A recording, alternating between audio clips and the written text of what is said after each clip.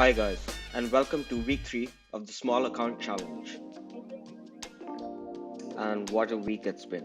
China's financial troubles continue to grow, and the Eurozone hit another record inflation of 9.1% last month. And to top it off, Russia cut off the Nord Stream indefinitely, crushing Europe's vital gas supply for the upcoming winter. On Thursday, the ECB raised its rates by 75 basis points, which was not unexpected at all, as you can all see from the chart. There were hardly any big moves on the euro exchange rate as it continues in a downward channel, while the United Kingdom continues to get its fair share of misery. Meanwhile, in America, the Fed is continuing its hawkish narrative. The market is expecting another big raise of 75 basis points.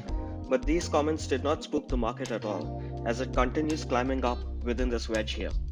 There's a big CPI release on Tuesday, and the inflation reading is expected to be lower, with lower oil prices and reduced demand. So this climb up seems to be pricing in the reduced CPI reading. If the CPI comes in significantly lower, there could be a continuation of the rally till October.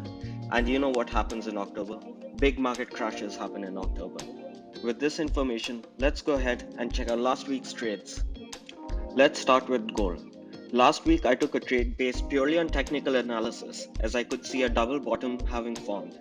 I bought 2 ounces at 17.23 on Thursday and got stopped out at 17.11, when the price briefly touched my stop loss before continuing up again. I guess the stop loss was too tight and I lost a total of $24 on this trade. Next up is Alibaba. I took a super risky trade on the 5-minute chart shortly after open on Friday with Baba.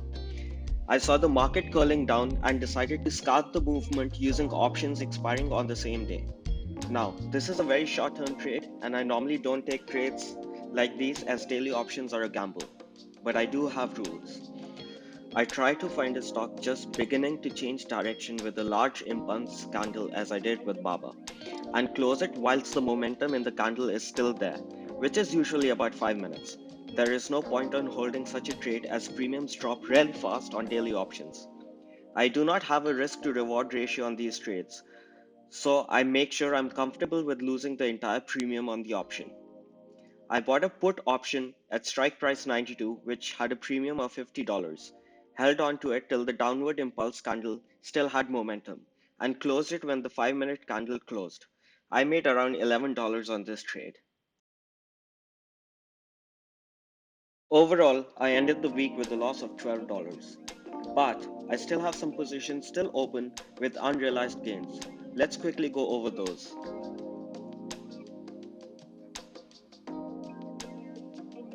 Open. The short VIX futures ETF or SWIXY, which I shall close before the CPI report next week, regardless whether my take profit is hit or not. I do not want any sudden movements to make me lose my gains. Next is URA. It's a uranium ETF which I bought as a response to the energy crisis and need for clean energy. I'll be keeping this medium term. Lastly, the short on XOP. If oil continues to go down with the economy and China keeps having lockdowns, they should turn green soon, despite the OPEC having cut supplies. Now, let's have a quick look at the trades I'm looking to make next week. First up, if the SPX continues to be bullish after the CPI reading, I'm looking at going long on Baba. Why Baba? It's been beat down by the myriad of bad news coming from China since last year.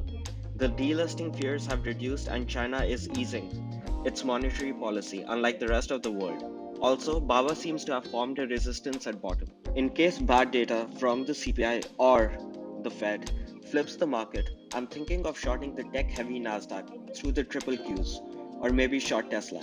Let's see and wish me luck.